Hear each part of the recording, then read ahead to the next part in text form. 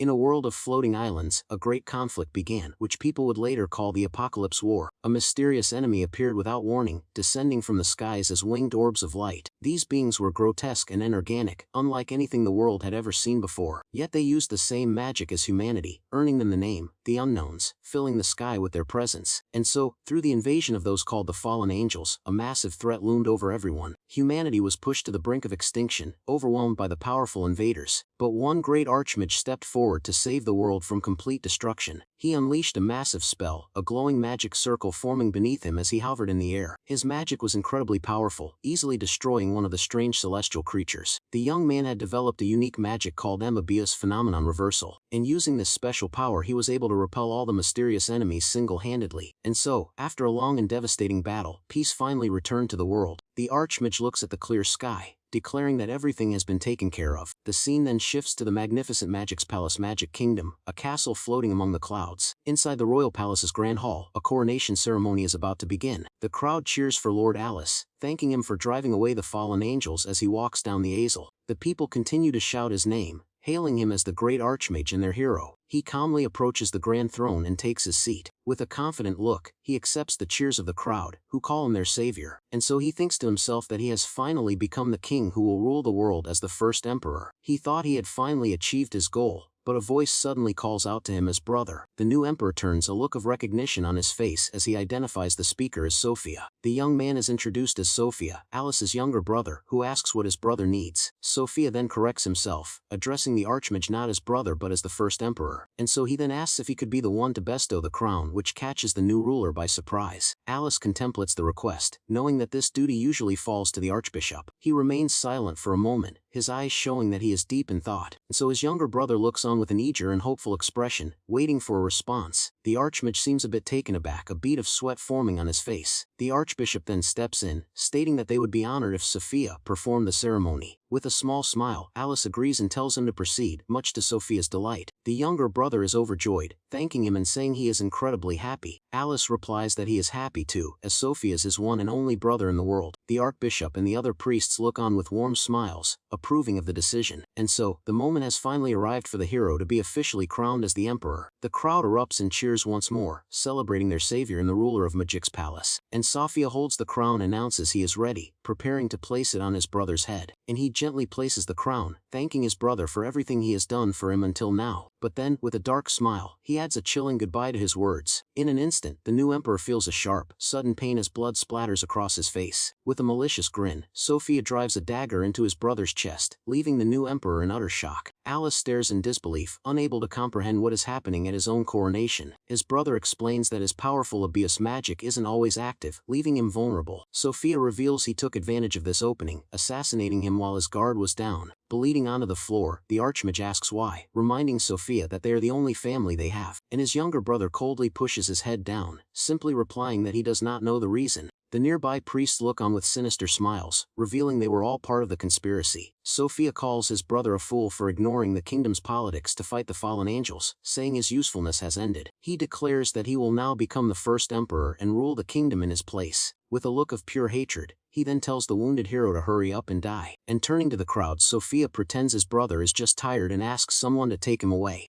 He instructs the priests to take the archmage to a room where no one will ever find him. And so with a cold look in his eyes, he orders them to leave his brother there quietly, and the archbishop agrees, telling the public that it must be exhaustion from the long war. As the hero is dragged away, the crowd cheers for the new emperor, completely unaware of the betrayal. The sun sets over the Magic's palace as the cheers for the supposed savior echo through the kingdom, and the scene shifts to a dark, cold dungeon where the hero has been left to his fate. He lies on the stone floor, gasping for breath with the dagger still in his chest as his crown rolls away. He knows he won't survive, as the knife was coated with a lethal poison and driven deep into his body. In his final moments, he thinks about how he fought for everyone and for the kingdom, only to be betrayed. He clenches his fist in despair, thinking this was supposed to be just the beginning of his dream. He wanted to be a king beloved by all, and single tear falls from his eye as he thinks of his younger brother Sophia. He screams in anguish, questioning why his most beloved and only brother would betray him like this. A memory of their childhood flashes before his eyes, showing them running happily together hand in hand. He also remembers the times they spent studying side by side, always supporting each other. Back in the present, his sorrow turns to rage as he vows he will never forget this betrayal. The poison intensifies and he coughs up blood, his life quickly slipping away. With his last bit of strength, he decides that if it has come to this, he has only one option left. He prepares to activate his forbidden secret art, Mobius phenomenon reversal, at its maximum output. His plan is to surpass physical phenomena, reverse his own causality, and reincarnate through the cycle of rebirth. He knows there is no guarantee it will succeed, but he lies on the floor and reaches for the magic circle. Betting everything on this one miraculous chance, he touches the circle, and a powerful purple light erupts from his hand, flows forward, transitioning from his world to the present day, October 2026. An eye slowly flutters open, and the first thing it sees is the reflection of a large, golden chandelier. He becomes conscious and wonders where he is, feeling disoriented. His vision clears, revealing the ceiling of a lavishly decorated room. The room is filled with unfamiliar items like a globe, books, and framed pictures. He realizes this is not the royal palace of magics, which means his reincarnation must have succeeded. However, his body feels sluggish, and he wonders if it is a side effect of the magic he used. As he tries to process the situation, his eyes land on a hand mirror resting on the pillow next to him. He picks up the mirror, feeling a sense of dread as he brings it closer to his face. But when he tries to speak, only baby-like sounds come out, adding to his confusion and panic. And so, looking at his reflection, he sees the face of a very young child and is horrified to realize he has become a baby. He flails his tiny arms in desperation, unable to accept that he has been reincarnated as a helpless infant. And just then, he hears a noise and turns his head, noticing someone has just entered his room. A woman dressed as a maid, named Aruna Sari, enters and greets him, happy to see that he is awake. He tries to ask her about the world he is in, but his words come out as incoherent babbling.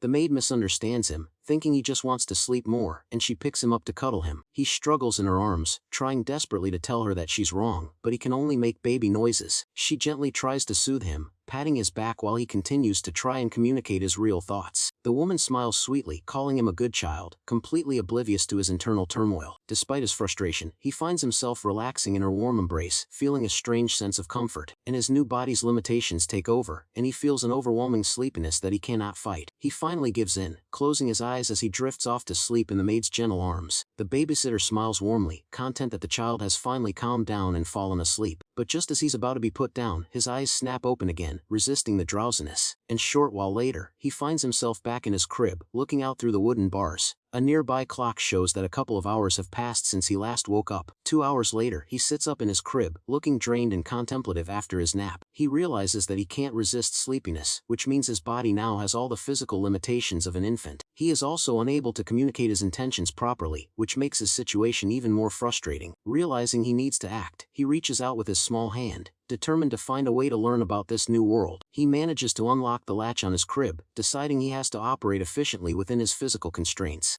With the side of the crib now open, he makes a loud crash as he and all of his bedding fall to the floor, and the noise alerts the maid, who was just about to enter the room with a tray. She opens the door and finds the baby on the floor, surrounded by a mountain of books. She is completely shocked to see the mess, her eyes wide with disbelief. The books are scattered everywhere, some open to pages with text and illustrations. There are books on history, geography, and various other subjects piled up all around him.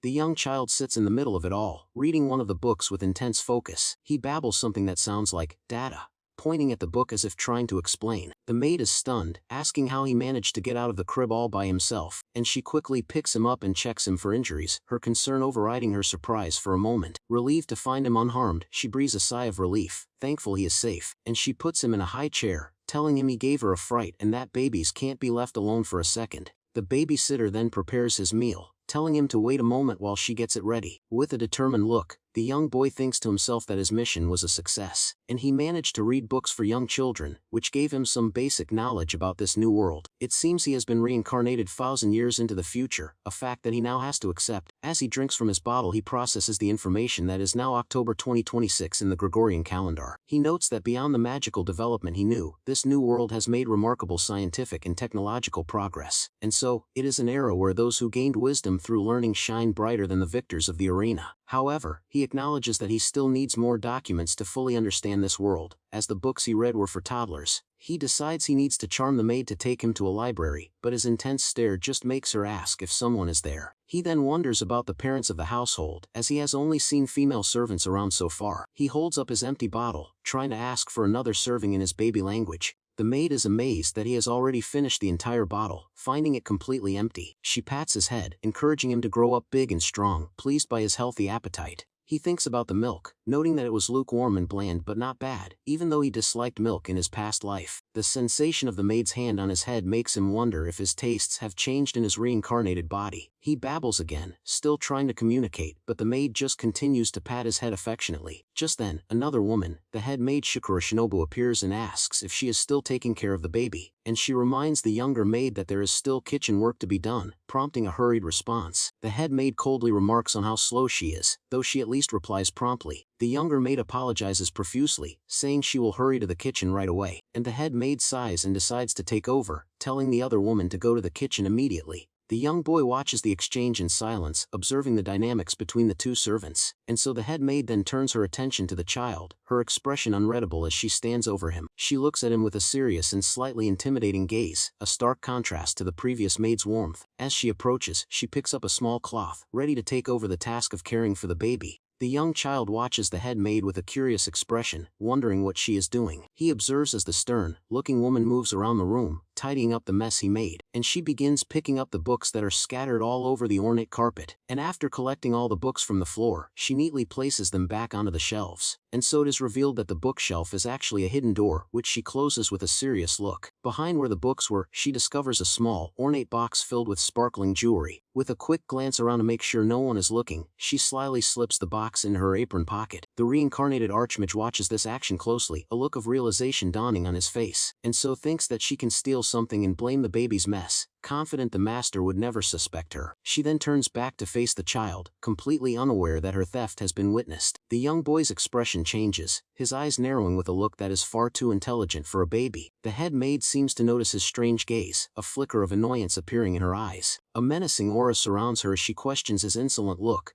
thinking he needs strict discipline, and she then picks up a thermos, stating that she was just using it to warm his milk, and so with a cruel smile, she wonders what kind of crying sounds he will make when the hot liquid splashes on him. The maid then throws the steaming liquid directly at him, intending to cause him serious pain, but just before the water hits it freezes in mid-air, suspended harmlessly around the child. The liquid remains completely motionless as the young boy looks on calmly from within the watery shield. His eyes begin to glow with a powerful purple energy, his expression turning serious and angry. He activates his magic, a must phenomenon reversal, and the hot water reverses its course back toward the maid. The head maid watches in stunned silence, unable to comprehend how the water has stopped and is now heading back towards her. Before she can react, the scalding liquid splashes all over her, causing her to let out a piercing scream. She falls to the floor, writhing in agony and screaming about how hot it is, desperately begging for some water to cool the burns. In the commotion, the stolen pearl bracelet flies out from her apron pocket, exposing her theft. The piece of jewelry sails through the air and lands perfectly in the small hand of the young child. With a smug look, he holds up the bracelet, realizing his magical abilities are still intact even in this infant body. The next day, outside the large, modern-looking mansion, a new plan is put into motion. The babysitter suggests they go to a fun park nearby, thinking it would be an enjoyable outing for a child, and she pushes him along in a stroller, telling him all about the fountains and swings they will see there. The young boy, however, seems to have a completely different destination in mind. He lifts his small hand and points in a different direction, away from the path to the park, and she stops and looks where he is pointing, agreeing to go that way even though she seems a bit confused, and they change their course, heading towards the location the young child has chosen for their walk. The babysitter looks up at their destination with a puzzled expression, not understanding his choice. Instead of a park, he has led them to a grand and imposing building that turns out to be a library, and she stands before the massive structure, asking if this is really where you wanted to come, and he has already acquired several books, including an encyclopedia and a grimoire, stashing them in the stroller. As they leave, he thinks to himself that these books should help fill in the 5,000-year gap in his knowledge. He plans to read them in secret, whenever the babysitter is not around to see him. The babysitter glances down at the child, who is now pretending to be asleep in his stroller. She finds his behavior very strange, wondering about a baby who dislikes parks and only wants to read difficult books. After their unusual outing, they finally arrive back home, with the babysitter opening the large front door, and she pushes the stroller inside and announces that they have returned from their walk. And so a man and a woman are waiting in the living room, and the woman happily exclaims that they are back. So the babysitter formally greets them, addressing them as the master and mistress of the house. The woman rushes forward with excitement, reaching for the baby and joyfully shouting his name, Alice. the mistress turns to the babysitter, asking a question with a slightly puzzled expression. She then picks up the young child and apologizes for leaving him alone, holding him close. The boy processes the situation, realizing these two are his new parents and that he shares his old name, Alice. And so, the other maid, who has just returned, tells the couple to take their time as she goes to prepare dinner. While being held, he observes his new mother and thinks to himself that she is really cute. The father apologizes to his wife for his poor health, saying it is his fault for dragging out his condition, and she quickly dismisses his apology, telling him that his illness is the most critical thing right now. The young child overhears their conversation and becomes concerned, wondering about this illness, and so his father laments that even the cutting-edge medical facilities in America were unable to help him, and his wife tries to be optimistic, insisting they can't give up and must keep searching for a cure.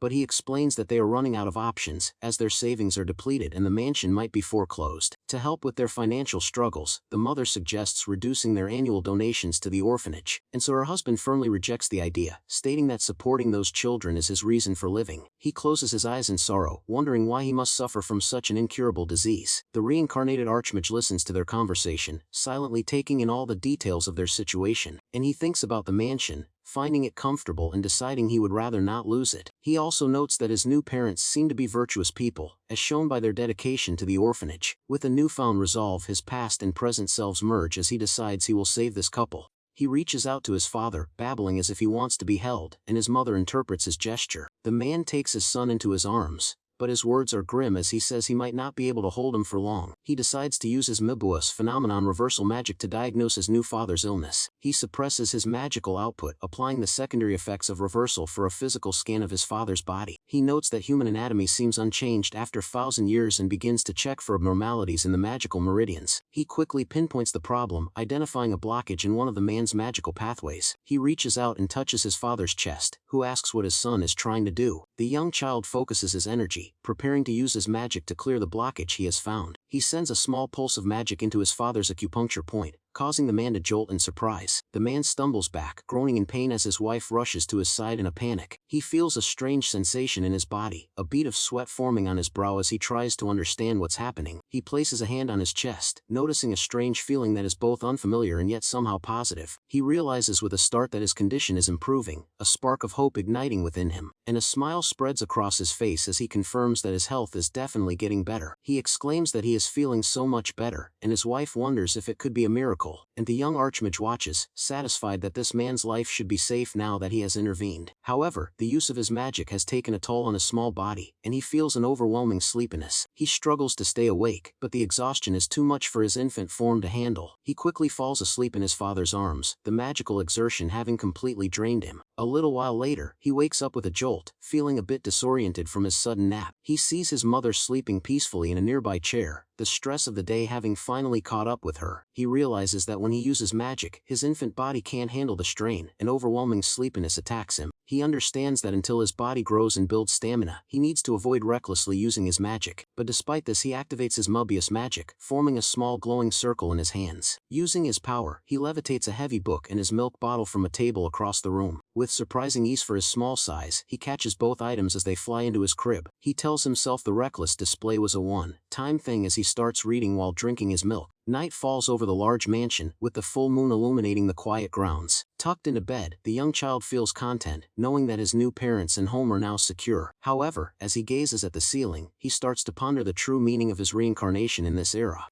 He is certain there must be a reason for his rebirth at this time and becomes determined to discover it. Meanwhile, outside in the darkness, a mysterious figure silently steps onto the mansion's property. A group of cloaked figures meets the disgraced head maid, who confirms that the mansion holds valuables. Two of the intruders observe the home, noting its fancy appearance and that its master is sick. Another one adds that the owner is so kind that the security around the house is extremely lax, and so the bandaged maid impatiently demands her payment for showing them the way to the mansion. The leader of the group tosses a bag of money to her, settling their deal before they proceed, and so with a sinister grin, he gives the order to break in and to kill anyone inside who might see them. He then adds a chilling instruction not to show mercy to anyone, not even to the infant, and his followers agree, and the group of intruders prepares to storm the mansion under the moonlight. Inside, the young archmage is sleeping peacefully, completely unaware of the danger approaching, but suddenly he sits up in his bed, his eyes snapping open as he senses a powerful and malevolent presence. and his eyes narrow as he quickly realizes the presence he sensed belongs to a group of intruders. He lets out a quiet sigh, a look of annoyance and resignation on his face, and so with a determined expression, he decides that he will have to drive them out of the house himself. And despite his serious inner resolve, he had earlier maintained the facade of a happy, innocent baby in front of his parents. Outside, the mansion is bathed in the pale light of the full moon, its peaceful exterior hiding the danger within. The intruders have already breached the perimeter and are now inside the mansion's foyer. They move silently through the grand entrance hall, their shadows dancing on the walls. The leader of the group stops in front of a plain wall, preparing to use his magic. A bright blue magic circle suddenly materializes on the wall, creating a portal for them to pass through. He and his cloaked subordinates step out of the magical gateway, having bypassed all the conventional locks, and the leader comments that there is no magical interference barrier, calling the master of the house gullible. Using the layout he obtained from the disgraced maid, he confidently leads his group toward the master's study.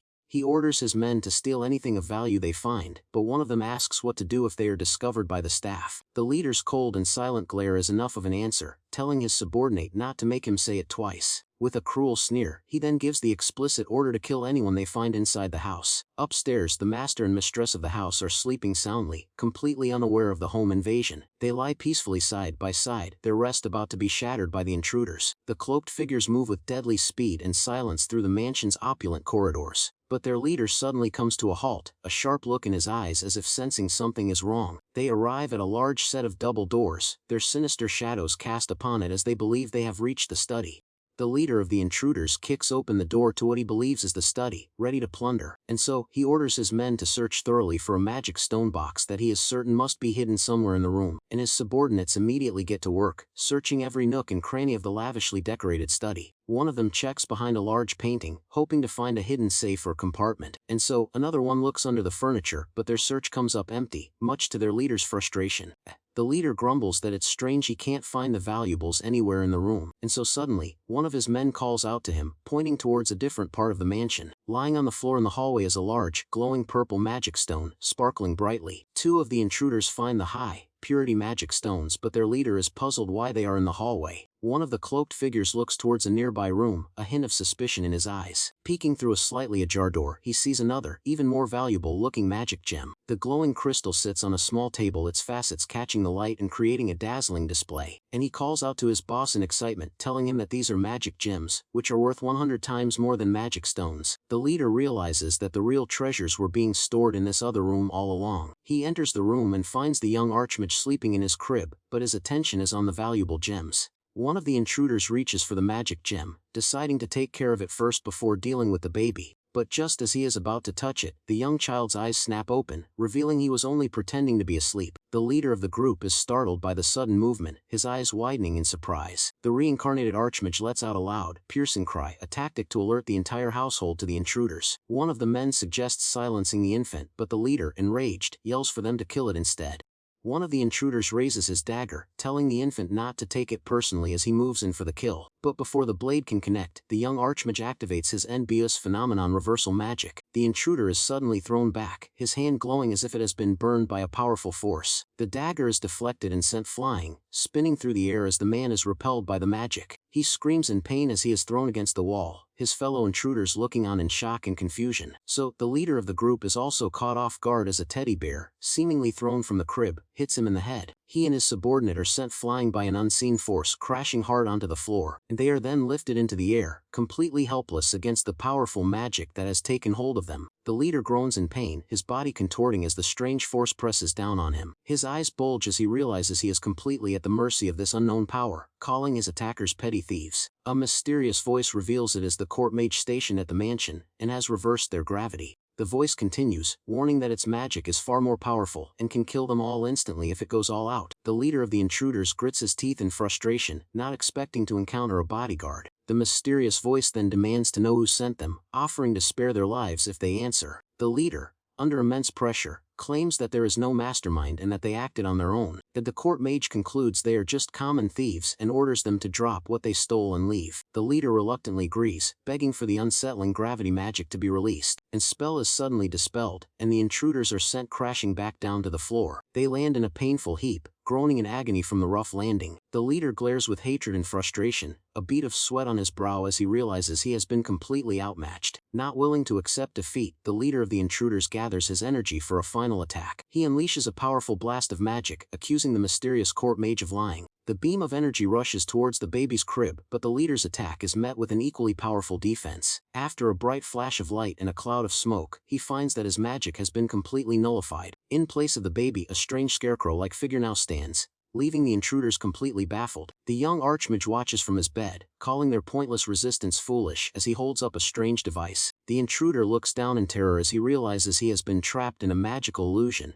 and the real threat is still there. He turns just in time to see the young child standing in his crib, a look of cold fury in his eyes. A glowing pink magic circle appears around the baby, and the image of his past self as a powerful archmage materializes behind him. A massive wave of magical energy erupts from the child, engulfing the entire room and the terrified intruders. The cloaked figures are caught in the blast, their bodies racked with pain as they are overwhelmed by the immense power. The next morning, police cars are parked outside the mansion, the aftermath of the night's events now being investigated. And so, the master of the house explains to the police that he found the intruders restrained when he woke up. And so, a police officer questions him and the new maid, learning that they don't know who subdued the criminals. The officer reveals that the disgraced maid who tipped off the thieves has confessed, claiming she was threatened, and so he adds that the criminals themselves seem to have confused memories, and apparently a baby killed them or something. The master and the maid are left completely speechless by the bizarre and unbelievable story. Nearby, the young archmage crawls on the floor, babbling innocently to maintain his cover, so his mother watches him with delight, praising him for his impressive crawling skills. As his parents dote on him, he is careful to hide his true power, a small knowing smile on his face. With the immediate danger gone, the father breathes a sigh of relief, feeling that it's finally all over. The mother notices her son's happy mood and asks if something good happened, to which the father agrees. The young child then pushes himself up from a crawling position, ready to attempt something new. With a look of intense concentration, he slowly and unsteadily rises to his feet for the first time. He manages to stand on his own, a major milestone for a child his age, much to his parents' surprise. And his mother exclaims in shock that he is walking, and his father encourages him to keep going. The father is amazed, thinking his child might be a genius for walking so soon after being born. The young archmage maintains his happy baby fad, enjoying his parents' doting praise, and his father picks him up, overjoyed, amazed by his son's incredible progress. The mother, however, thinks her husband is exaggerating, though she is clearly happy and proud.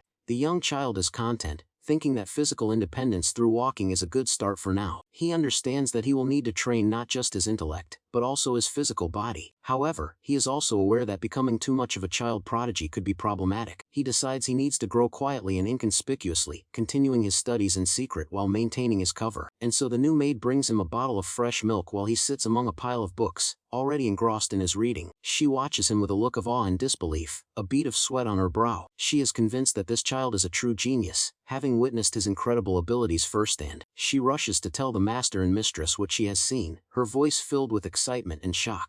The maid explains that their son insisted on having the books, and he has been reading them all morning. The father looks at his son in stunned silence, a look of pure astonishment on his face as he wonders if his child is gifted. The reincarnated archmage listens to his parents' excited plans, a thoughtful expression on his face. The father is thrilled, deciding they must enroll their son in the Ministry of Magic and Science's educational institution. As his parents discuss his future, the young child remains silent, continuing his own studies among the pile of books. He is engrossed in a thick history book, his small hand tracing the ancient text as he absorbs the information. The book reveals that 5,000 years ago, the world was home to a super-ancient civilization, the Magic Kingdom, Magic's Palace. This heroic nation repelled the mysterious fallen angels and brought peace to the world. But the history books now claim that the ruler of this nation was the first emperor, Sophia. The text describes Sophia as the great archmage who commanded the apocalyptic war and whose descendants prospered. It states that even 5,000 years later, the bloodline of that kingdom continues to rule the world. The modern world's peace is attributed to the reign of the first emperor, and even superpowers fall under his influence. The current world emperor is Sophia the 100th, who rules from the Magic Kingdom, guarded by a magical warrior elite. And the young archmage processes this new information, realizing they have completely erased his existence from history. And he places his hand on the book, acknowledging that history is often distorted by the victors for their own convenience. A look of pure fury appears on his face as he thinks of his brother, Sophia, and the extent of his betrayal, and with a sinister smile, he decides that he will not let this false history stand. He vows to expose the truth and bring the real history to light, seeking his revenge after 5,000 years. He will use his unique magic, Albios phenomenon reversal, to achieve his goal and reclaim his rightful place. Suddenly, his intense emotions cause his magic to surge, and the maid calls out his name in alarm, and he and all the books around him begin to float, a poltergeist phenomenon caused by his overflowing power. He curses inwardly as he realizes he has unconsciously reversed gravity, losing control for a moment. The maid is completely terrified, her face pale with shock as she tries to comprehend what just happened, and she runs from the room screaming for the master, begging for forgiveness for her incompetence. Later that night, the mansion is quiet again with the full moon shining brightly in the sky. The young Archmage is practicing his walking, his parents encouraging him with every step he takes. So he takes a few wobbly steps and then tries to say mama, which comes out as my, much to his mother's shock. He then tries to say papa, and his father is equally stunned to hear his son's first words. Both parents are in disbelief, amazed that their son has called them by their names so soon. The father is convinced his son is gifted, having learned to speak at such a young age, and so, the maid then enters the room to announce that the preparations for the evening are ready, and the mother is surprised to hear it is already that late, the time having flown by while playing with her son, and she turns to her son, a sweet smile on her face as she calls out his name. She then tells him it is time for them to take a bath together, her voice filled with warmth and affection. The young Archmage is caught off guard by the suggestion, a look of confusion on his face, and his mother happily repeats that it is bath time, completely oblivious to his internal turmoil. He tries to refuse, thinking he can use his purification magic to clean himself without a bath, but his mother insists, telling him he has been playing and sweating, so a bath is mandatory. He panics at the thought, realizing that even in a reincarnated body, a bath with the lady of the house is unavoidable. In a desperate attempt to escape, he runs to his father, calling out to him for help. The father happily agrees to bathe with his son, pleased that the child seems to like him so much. And so, the young Archmage's first day of navigating his new life comes to a close, filled with unexpected challenges. And tucked safely in bed, the young Archmage is relieved to have made it through the eventful day. He thinks about his goal, which is now crystal clear, remembering the current emperor is descended from his treacherous brother. He clenches his small fist, vowing to confront them with the truth of history and reclaim his legacy. But he knows he must be patient and wait until his infant body grows strong enough for the task ahead. 3 years later, a magnificent castle-like building surrounded by cherry blossoms comes into view, and the young boy's parents tell him this is the kindergarten he will be attending, and he vows to do his best. Now 3 years old, Asukai Arisu stands proudly in his new uniform ready for his first day of school, and so he turns to his parents with a bright smile, thanking them for enrolling him in such a prestigious kindergarten. As he walks with his parents, he hopes to get along with his new teachers and friends, but he also worries about being bullied. With a mischievous glint in his eye, he wonders if perhaps he will be the one causing all the trouble instead. He overhears other parents bragging about their children's accomplishments, like scoring perfect marks on aptitude exams, and so another mother boasts that her husband is the director of the Magical Research Institute. A third parent chimes in, mentioning that they have met at the Magic Cooperative Association gatherings. The young Archmage observes them, realizing that these are the children of the elite candidates of this new world. The entrance ceremony for the private luminous kindergarten begins in a grand hall. The headmistress welcomes the new students, telling them they will study sports and magical arts under a cutting-edge curriculum. The young boy listens intently, thinking this is his first experience in an organized society, and he will handle it his way. The scene then shifts to the Star Class classroom at Luminous Kindergarten, filled with energetic children. A cheerful woman with her hair in buns introduces herself as Miss Sally, the Star Class teacher. The children all greet her enthusiastically, but the young Archmage stands apart from the group, observing quietly. The young Archmage maintains a stoic expression, his face unreadable as he observes the classroom dynamics. He is pulled into a dance by two of his classmates, but his bored and uninterested expression remains. During art class, another student looks at his impressive drawing with a mix of awe and confusion. He sits through story time with the same indifferent look, not at all engaged by the teacher's enthusiastic reading. His teacher notices his lack of participation and asks if something is wrong, but he simply replies that he is fine. She finds his behavior strange, having never seen such an unfriendly child, and tries to entice him with some toys. The teacher becomes increasingly worried about his withdrawn behavior, but he remains engrossed in his book. During recess, the other children gather in groups, their whispers and curious glances directed at one particular student. They wonder about a child from the Moon class, a different and seemingly more elite group. A confident young boy with a bowl cut introduces himself as Zazen Takami from the Moon class, declaring he is the most important person there. He proudly proclaims himself the #1 aristocrat, and his two companions shower him with praise. The reincarnated Archmage watches this display from a distance, distance, a look of mild annoyance on his face. He turns back to his book, dismissing the scene as pathetic and not worthy of his attention, and the school building gleams in the sunlight, its impressive architecture a symbol of the elite world he now inhabits. He walks down the grand hallway, his small figure a stark contrast to the imposing surroundings. Suddenly, a voice calls out to him, and he turns to see who is trying to get his attention, and he sees Zazen and his friends cornering another student outside, telling him a poor person shouldn't be there. The young boy, clearly intimidated, backs against the wall and apologizes, his body trembling with fear. From a window, the young archmage observes the scene, surprised to see a star-class student apologizing, and Zazen's friend arrogantly declares that only first-class nobility can enter this kindergarten, reinforcing the strict social hierarchy. He continues to taunt the young boy, calling him a freeloader from a lower-class family that can't afford proper donations. The bullied child looks down, a bead of sweat on his face as he endures the verbal abuse. The boy with glasses then suggests that since he is not paying his share, he should do the cleaning instead. With a cruel laugh, the three bullies throw buckets of cold, muddy water all over the helpless child. The young boy is completely drenched, his uniform now soaked and stained with mud, and Zazen mocks him, saying the muddy water suits him as he prepares to throw another bucket. But before he can, a hand reaches out and stops him, a silent intervention from an unexpected source. And so the young archmage steps forward, standing in front of the bullied child and asking if they are going too far. And Zazen is annoyed by the interference, turning to the newcomer and asking what his problem is.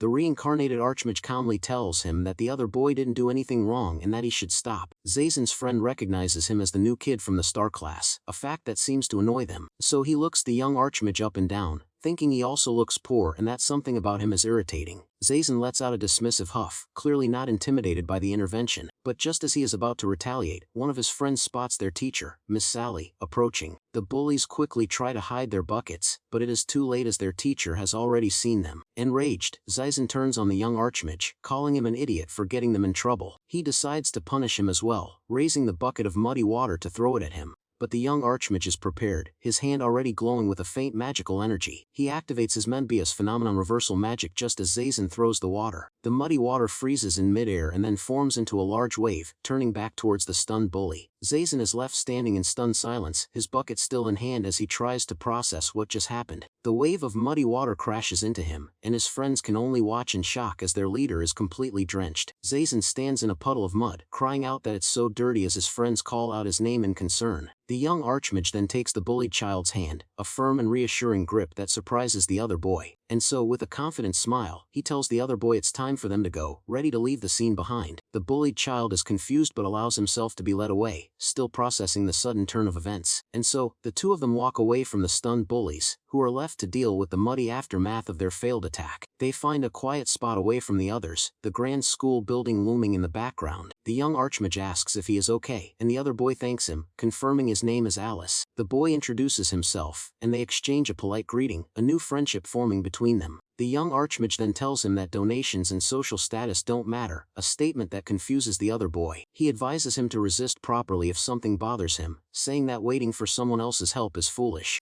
He warns that otherwise, he will always be on the receiving end of mistreatment, and the other boy listens in stunned silence. The reincarnated archmage then walks away, leaving the other child to ponder his powerful words. The bullied boy watches him go, his expression a mix of awe and contemplation as he takes the advice to heart. The next day the school stands tall and proud against the clear blue sky, a new day of learning about to begin. Miss Sally greets her class with her usual cheerful energy, encouraging them to play and have fun. And the young archmage, however, looks bored and tired, not at all interested in the day's activities. During drawing time, he sits next to his new friend but his mind seems to be elsewhere. His teacher is baffled by his drawing, which is not a simple picture but a complex array of magical circles and formulas. The teacher is completely stunned, her mind struggling to process the advanced concepts he has drawn. She recognizes it as high school level magical theory, far beyond what any kindergartner should know. Overwhelmed, she can only stammer, a bead of sweat on her face as she tries to comprehend his genius. Later, during block play, the young archmage seems to be participating normally, though his expression is still bored. But he has actually used his magic to sculpt the blocks into a perfect replica of a famous statue, leaving his teacher speechless. And she panics, thinking she needs to report this incredible and unbelievable talent to the director immediately. The reincarnated archmage sighs, realizing that if he keeps coming to this school, his true abilities will inevitably be exposed. Meanwhile, Zazen and his friends are hiding around a corner, plotting their revenge. And Zazen is furious, vowing to get revenge on the poor kid who humiliated him in front of the teacher. He declares he will show him who is superior in this kindergarten, holding up a strange, cylindrical magic tool. Later, the young archmage and his new friend are walking down the hallway together, unaware of the trap ahead. And Zaisen peeks from behind a corner, a sinister smile on his face as he waits for them to approach. The reincarnated archmage hears the whispers and senses the trap, but he decides to play along for now. Zaisen explains his plan, having set up a magic tool in the hallway to blow the other boy away. His friend is amazed, noting that it is a tool used by adults, and Zaisen proudly admits he snuck it from his father's company. He declares this is payback for the muddy water incident, and he will blow him away with an explosion.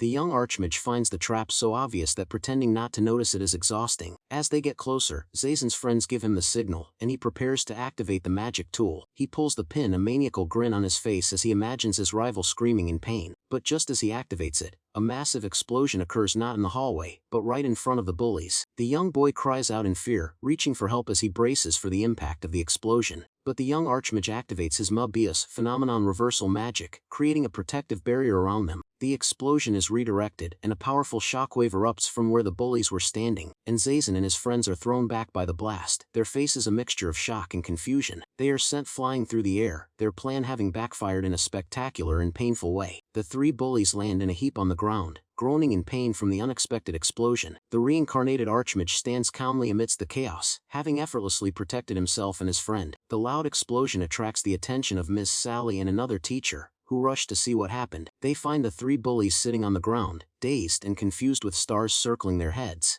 And so, the young archmage points at them and explains that a sudden gust of wind occurred and the children got caught up in it. And he adds that with the recent unstable weather, they were also surprised by the sudden occurrence. And he then turns to his friend, and the two of them quietly slip away from the scene. They walk away, leaving the teachers to deal with the dazed and confused bullies. The teachers look at each other, still trying to process the bizarre explanation for the loud explosion. Later, the two boys are seen sitting on a bench in a quiet part of the school grounds. The young boy asks his new friend how he can become strong like him, a look of admiration in his eyes, and he confesses that he doesn't have any confidence in himself and is always getting bullied, and he admits that he can't even tell his parents about it, his voice filled with sadness and frustration. The young archmage tells him that people have infinite potential and that he should resist what he doesn't like. And so, he adds that as long as he doesn't throw away his potential, he will definitely be able to change, leaving his new friend in deep thought. The young archmage thinks to himself that he has done the same, placing his trust in someone's potential. A memory of his past life flashes before his eyes, showing him with his brother, Sophia, whom he once believed in. And the other boy is still contemplating the idea of potential, a thoughtful look on his face. But then, a bright smile spreads across his face as he declares that he understands and will try his best. The reincarnated archmage watches his new friend with a small, knowing smile, pleased by his newfound resolve. He reflects that even in a place with only small children, society's structure of takers and the taken from is already formed. So the next day, the school's playground is filled with children running and playing under the warm sun. The children are all dressed in their gym clothes, enjoying a day of outdoor activities and games. Miss Sally watches them with a proud and happy expression, but her smile soon fades as she notices something is wrong, and she turns her head, her eyes scanning the playground for a particular student who is not with the others, and she finds a young girl kneeling by the fence, her head down and her body trembling. The teacher rushes over to her, a look of concern on her face as she asks what is happening, and so, the girl clutches her chest, saying she doesn't know what's wrong but her chest is pounding and she can't breathe. The young archmage, who is reading a book nearby, looks up, his attention drawn by the commotion. The girl collapses to the ground, and Miss Sally panics, shouting for someone to call an ambulance. The young boy closes his book, his expression turning serious as he assesses the situation. He decides to use a customized version of his Mobius phenomenon reversal magic to perform a physical scan. Applying the reversal effect, he visualizes the girl's magical meridian circulation to find the problem. He discovers that part of her magical meridians is becoming blocked, causing her distress. He understands that such defects occasionally occur in people who are naturally abundant with magical power. He uses his magic to gently press on the girl's acupuncture point, clearing the blockage in her meridians. He is satisfied that the flow of her magical energy is now secure, though he knows it is just first aid. He calls out to Miss Sally, who is on the phone, and she turns, surprised to see him standing there. The girl sits up, completely recovered, and the teacher is amazed, asking if she is okay. He explains that the intense exercise caused poor magical flow and that he knows from experience. And so with a confident smile, he tells the teacher he will leave the rest to her and walks away. And so later, in the director's office, the teachers are reporting the strange incidents that have been happening. Miss Sally explains that the sick child recovered quickly thanks to the young boy's advice, And so another teacher adds that the broken playground equipment was mysteriously repaired overnight after he mentioned it. A third teacher chimes in, saying that a magical projector he touched also fixed itself somehow. The director listens intently, her hands clasped as she processes the incredible stories about this one student. She repeats his name, a thoughtful and intrigued smile on her face as she calls him an interesting child. On the way home, his parents praise him for doing well at school, and he tells them drawing was fun. He then turns to his parents, a serious expression on his face as he tells them he has a favor to ask. He looks his mother in the eye and asks if he can quit the prestigious kindergarten. His parents are completely shocked by his request, their face is a mixture of confusion and disbelief. Later that day, the family sits around a table, a tense and serious atmosphere filling the room, and his mother asks if he is serious about quitting such a prestigious school, her voice filled with concern. They ask if he was bullied or if the teachers didn't suit him, trying to understand his sudden decision. He calmly explains that he is not being bullied and the teachers are nice, but there is nothing more for him to learn there, and so his parents are in disbelief, unable to accept that there is nothing more for their genius son to learn at the prestigious kindergarten. He then tells them he has a request, his hands clasped on the table as he prepares to make his case. The family sits in tense silence, his parents waiting to hear what their extraordinary son wants from them. But just as he is about to speak, the maid enters the room to announce that the principal is on the phone. The mother is surprised to hear from the principal, and she gets up to take the call, a worried look on her face. She confirms her identity and listens to the principal, her expression growing more and more concerned. The young archmage overhears the conversation and starts to worry, wondering if the magic bomb incident has been exposed. Then the next day the family is called to the principal's office at Luminous Kindergarten. They sit before the principal, and the mother asks what she wanted to discuss, hoping her child hasn't caused any trouble. The principal smiles, a calm and knowing expression on her face as she prepares to speak. She assures them that their son has not caused any trouble, but rather they are amazed at his exceptional talent. The parents are confused, asking what she means by exceptionally talented, as they look at their son.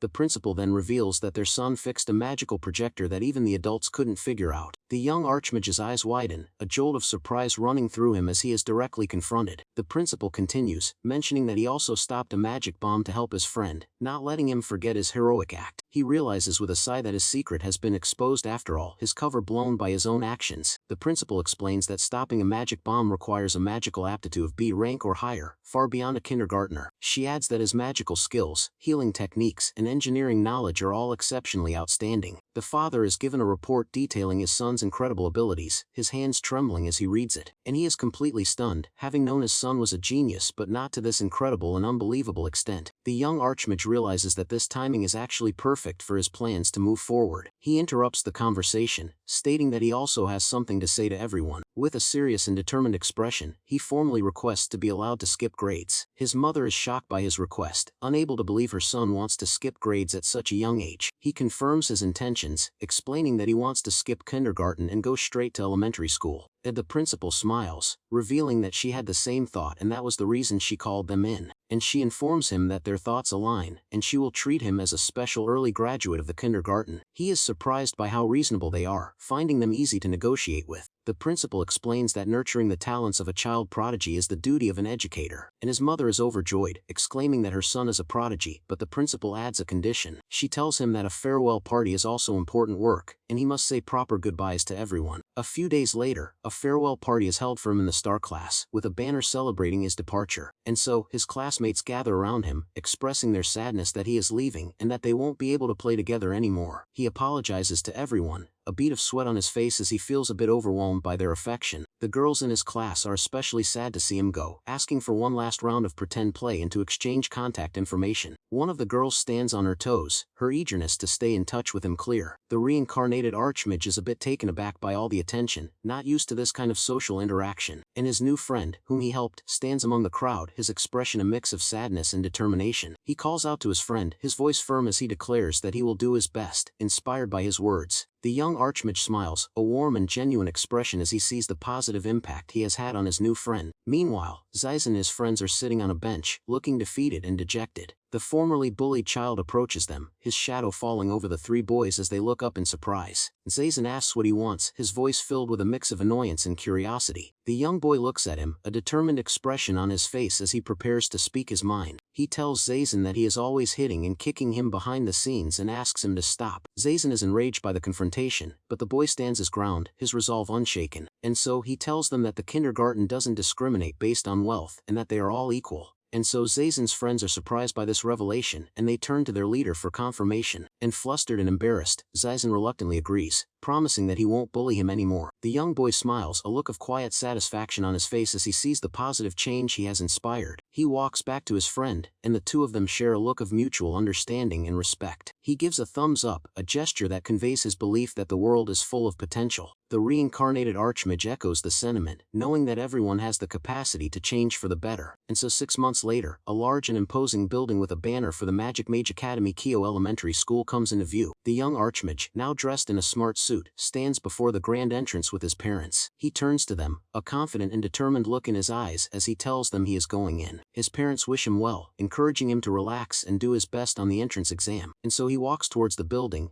thinking that from here on out, he will just do what he has always done. With his parents watching proudly, he walks up the steps of the Grand Academy, ready for the next chapter of his life. Kyo Elementary School is a prestigious institution that provides first-rate magical education for the cultivation of future mages. The academy is world-renowned, having produced elite mages who are active in the Magical Institute. The young archmage knows that his first step towards his goal is to enroll in this prestigious academy. As he stands with his parents, he is watched from a distance by a stern-looking man. The man recognizes him, surprised to see a fallen aristocrat taking the entrance exam for an elite school. He points him out to his son, calling him a stain on their family name and an eyesore. The reincarnated archmage is unaware of the hostile glares, his focus solely on the path ahead. He enters a large lecture hall, filled with other young candidates all vying for a spot in the academy. He sits among them, his expression calm and composed as he waits for the exam to begin. An elderly proctor announces the start of the 2030 entrance exam, addressing the hopeful students. He tells them that the future of the world rests on their shoulders, urging them to become first-rate mages. And the students all respond with a resounding wise, their voices filled with determination and excitement. And so, the proctor places a hand over his heart, adding that their efforts are all under the guidance of the World Emperor. And so the young archmage's expression darkens at the mention of the Emperor, a flicker of anger in his eyes. He clenches his fists, the name of his treacherous brother echoing in his mind. He thinks of Sophia and his descendants, a look of fierce determination on his face as he vows to confront them. With a confident smirk, he silently challenges his brother's legacy, telling them to wait for him. And so, he walks down the long hallway, a piece of paper in his hand as he prepares for the first part of the exam. He looks at the schedule, which includes a magical aptitude test, an academic test, and a mock battle. He dismisses the challenges as easy, confident in his abilities to pass with flying colors. As he walks, he bumps into another student, a small collision that will soon lead to a new rivalry. The other student, the son of the stern-looking man from before, angrily tells him to watch himself. He towers over the young archmage, a look of disdain on his face as he asserts his dominance. The reincarnated archmage quickly apologizes, knowing that causing a commotion here would not be wise.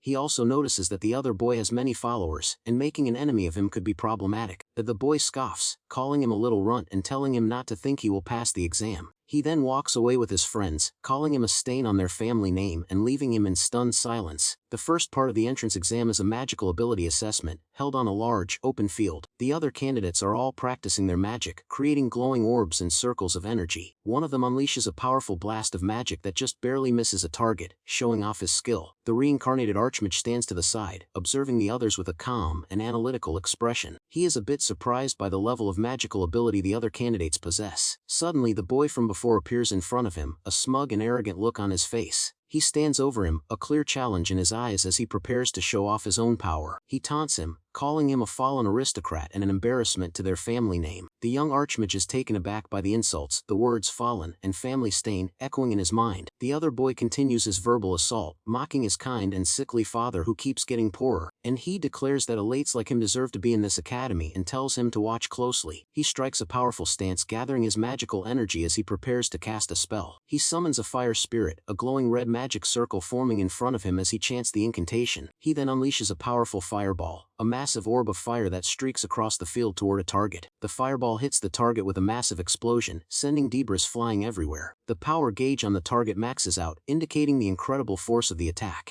The other students and the proctor are all stunned by the display of power, their eyes wide with disbelief. They whisper among themselves, wondering if this is really an elementary school exam and noting its middle school level magic. The boy lets out a smug huff, a look of triumph on his face as he basks in the attention. He turns to the young archmage, telling him to just head home, confident that he has proven his superiority. The reincarnated Archmage simply stands there, his expression unreadable as he prepares to take his turn. He activates his own custom abyss magic, a blue aura surrounding him as he uses gravity manipulation. He sends a small, controlled blast of energy towards the target, a stark contrast to the previous explosive display. But his attack also maxes out the power gauge, showing that his refined technique is just as powerful. The gauge even begins to spark and malfunction, unable to handle the sheer force of his concentrated magic. The other students are once again in awe, their faces a mixture of shock and admiration. The target then shatters into pieces, completely destroyed by the young Archmage's incredible power. The arrogant boy is left speechless, his eyes wide with disbelief as he realizes he has been completely outmatched. He can only watch in stunned silence as the dust settles, his confidence completely shattered. Suddenly a large disc-shaped object flies towards him, a new and unexpected part of the exam. He panics, letting out a scream as he tries to dodge the incoming projectile.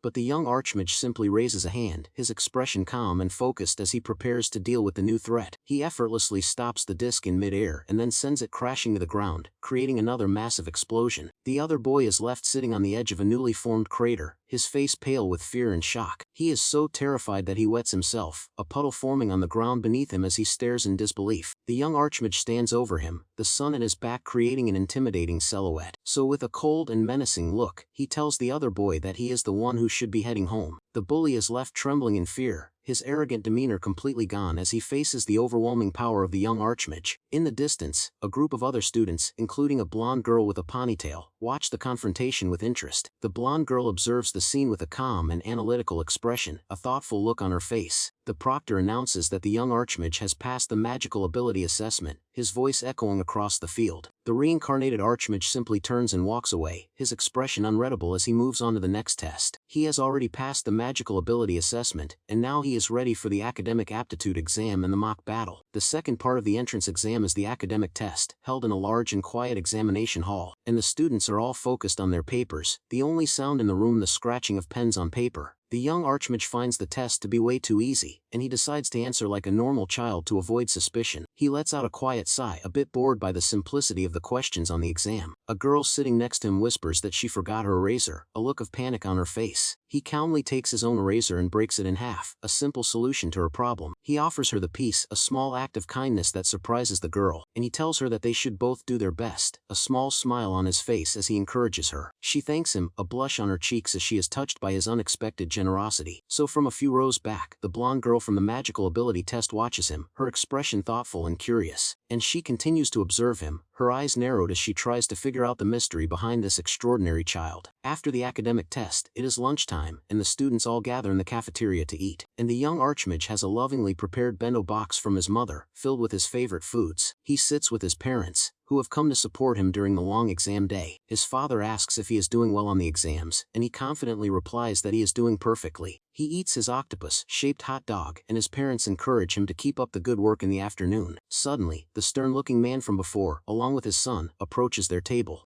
The young Archmage's father looks up, a bit surprised to see them, as he continues to eat his lunch, and the man greets him by name, commenting on the coincidence of running into him there. The father returns the greeting, but his tone is cold and distant, which seems to annoy the other man. The man questions his tone, reminding him of his lower position in their Zaibatsu hierarchy. The father tries to de-escalate the situation, a bead of sweat on his face as he asks him not to be so cold. The man's hand glows with a faint magical energy, a clear threat that does not go unnoticed. The young Archmage's mother looks on with a worried expression, sensing the tension between the two men. The reincarnated Archmage watches the exchange in silence, his eyes narrowed as he assesses the situation. The man then turns his attention to the young boy, asking if he inherited his father's defiant attitude. His son, who was humbled during the magical ability test, watches with a smug look on his face. The father is at a loss for words, unsure how to respond to the blatant disrespect. The man then yells at him not to make excuses, accusing him of getting cocky for skipping grades. He calls him a fallen aristocrat and then angrily knocks his bento box out of his hands. And the family and the other students in the cafeteria are all stunned by his sudden and violent outburst. The lovingly prepared lunch is now scattered all over the floor, a mess of rice, eggs, and vegetables. The man then threatens the father, telling him to avoid being brought before the Zaibatsu Council on charges of disrespect. He pours his hot coffee all over the spilled food and orders the father to clean the floor and eat everything as an apology. The young Archmage tries to intervene, telling his father that it's enough, but his father holds him back. The father bows deeply, apologizing for his son's behavior and asking for the man to let it slide. He explains that if they cause a commotion, his son could be disqualified from the exam, and he begs for mercy. The reincarnated Archmage watches his father endure this humiliation for his sake, a look of pain and anger in his eyes. He reflects on his past life, realizing that he acted recklessly back then, and it wasn't the right strategy. He knows he needs to learn from this lesson, remembering he was assassinated in his past life for neglecting this same principle. As the food from the bento box falls to the floor, he decides that he will not make the same mistake again. With a look of intense focus, he activates his magic, and the spilled food and coffee begin to reverse their fall. The hot coffee splashes back into the man's face, causing him to cry out in pain and surprise. He stumbles back, clutching his face and yelling about the hot coffee, his son rushing to his side. He glares at the young Archmage's family, vowing that they will remember this humiliation. He and his son then run off, the man desperately searching for water to cool his burns. The father is left in stunned silence, his mind struggling to process the sudden and bizarre turn of events. The young Archmage then calls out to his father, a calm and reassuring smile on his face. He suggests they move somewhere else to eat their lunch, and his father looks at him in confusion. And suddenly, the bento boxes are back on the table, perfectly restored and filled with the delicious food from before. And so the young boy dismisses his father's questions, saying he wants to eat while looking at the sky in the courtyard.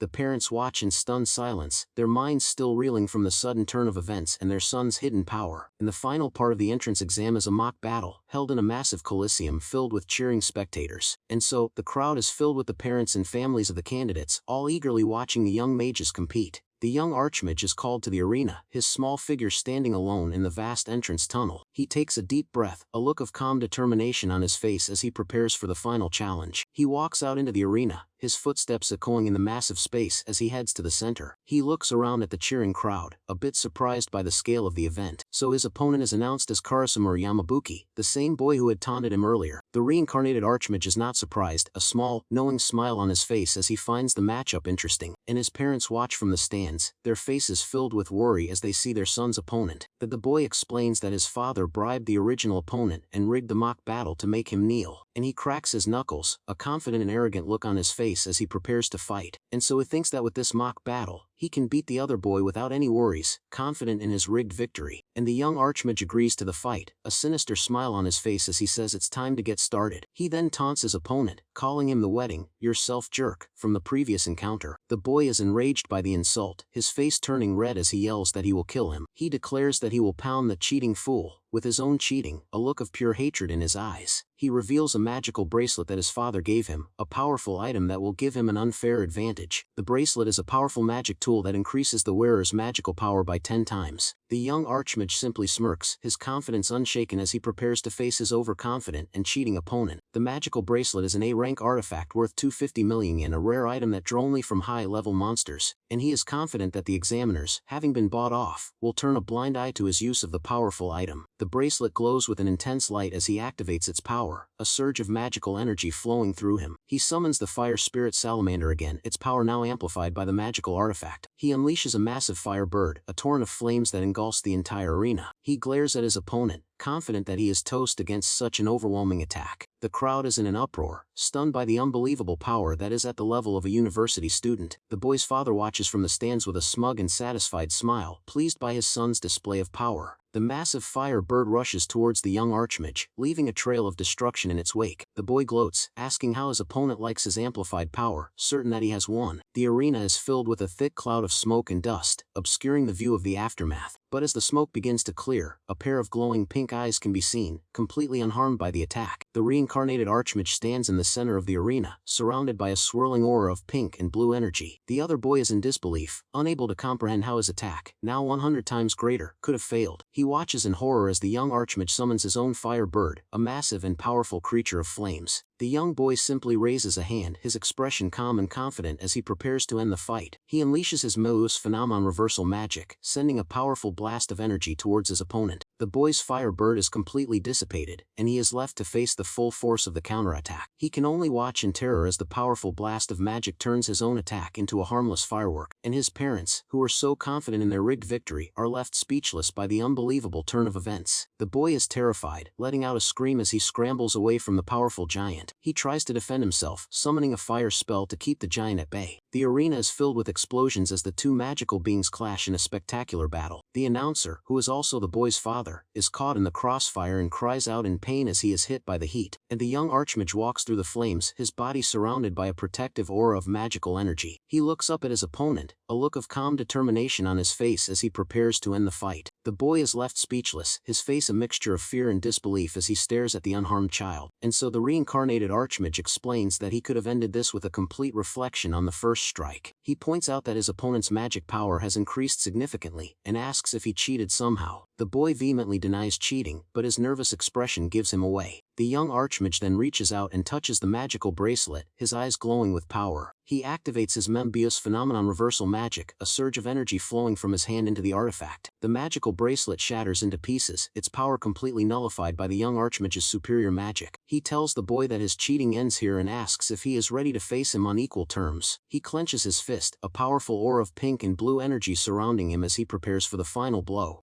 The boy collapses to the ground, his body trembling with fear as he faces the overwhelming power of the young archmage. The reincarnated archmage unleashes a powerful blast of energy, his eyes glowing with an intense light. The boy can only watch in terror, his face a mask of fear as he braces for the impact. He lets out a final desperate scream, his voice filled with a mix of defiance and terror. But the young archmage's attack is not what he expects, and the fight comes to a sudden and unexpected end. The defeated boy is left trembling on the ground, his face a mask of pure terror, and the young archmage's father is stunned by the display, his mind still trying to process his son's incredible power. The boy's father calls out to him, but the young archmage's father intervenes, telling him the match is already decided. He looks at his son and tells him to stop, and the young archmage reluctantly agrees. He turns and walks away, leaving his defeated opponent sitting in the crater he created. And so he then approaches his father and the announcer, who are both still in a state of shock. The announcer, who is also the boy's father, is at a loss for words, unable to comprehend what he just witnessed. And so he finally finds his voice and declares that Kurasumaru has lost his will to fight, making the young archmage the winner. And the crowd erupts in cheers as the young boy is declared the victor of the mock battle. He walks out of the arena, his fist raised in a quiet victory as confetti rains down on him. His parents greet him with proud smiles, their faces filled with a mix of awe and admiration. He walks away from the arena, his victory secured and his place in the academy now guaranteed. As he walks, he senses someone approaching him from behind and turns to see who it is. The blonde girl from before is leaning against a wall, her arms crossed as she waits for him, and she approaches him, a curious and slightly challenging look in her eyes as she asks for a word with him, and she congratulates him on his victory, telling him that he did very well in the mock battle. She then asks if he is the one who skipped grades, her tone a mix of curiosity and skepticism, and he is a bit taken aback by her overly familiar and direct approach, wondering who this girl is. He confirms that he is, and she continues to question him, her interest clearly piqued. But as he speaks, his vision starts to get blurry, and he feels a wave of dizziness wash over him. The blonde girl asks if he is listening, her voice filled with a mix of annoyance and concern as he sways on his feet. He suddenly collapses, falling forward and grabbing on her for support, much to her surprise. She is shocked to find him asleep, his head resting on her shoulder as he snores softly. A short while later, he wakes up with a start, his mind still a bit groggy from his sudden nap, and he finds himself in a comfortable room, with his parents sitting on a couch and looking at him with relieved smiles. He greets them, a bit confused as he asks where he is, not recognizing the unfamiliar surroundings. The elderly proctor from the exam is also there, and he explains that they are in the principal's office for the final interview. He tells the young boy that it is only natural to be exhausted after such a battle and that he slept well. And so, his father explains that they were worried when he didn't come back to the observation area after the fight. The young archmage apologizes to his father, a bead of sweat on his face as he feels a bit embarrassed.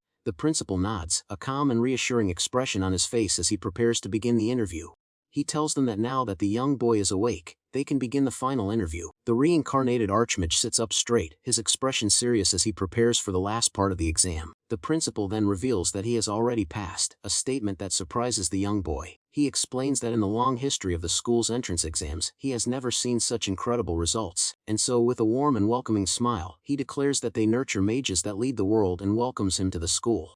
The young archmage is overjoyed, thanking him and saying he looks forward to working with him. His parents are overcome with emotion, their faces filled with a mix of pride, joy, and disbelief. The principal watches him, a thoughtful and intrigued look in his eyes as he senses his exceptional talent. He is curious to see what kind of school life this extraordinary boy will lead, his expectations high for the new student. The opening ceremony for Key Elementary School begins, the grand building a symbol of the elite world he is now a part of, and so the young Archmage walks among the other students, his new uniform setting him apart from the crowd. He looks around at his new classmates, a mix of curiosity and determination in his eyes. From the crowd of parents, his mother and father wave at him, their faces filled with pride and joy. He gives them a small, confident smile, a silent promise that he will succeed in this new environment. As he walks, his eyes are drawn to a familiar pair of shoes, a hint of recognition in his gaze. He looks up and sees the blonde girl from the entrance exam, her expression as serious and intense as ever. She stands with her arms crossed, a look of challenge in her eyes as she stares directly at him. She asks if he has anything to say to her, her tone a mix of annoyance and expectation, and he is a bit taken aback by her directness and asks who she is, having forgotten her from their brief encounter. The girl is enraged by his forgetfulness, letting out a frustrated scream as she can't believe he doesn't remember her. A memory of him collapsing and grabbing onto her for support flashes in his mind, but he still doesn't recall her name. He asks what she is talking about, his confusion only adding to her frustration, and she calls him a clueless little one, unable to believe he doesn't even remember their first meeting. And she tells him that he confuses her, her words a mix of frustration and a strange kind of admiration.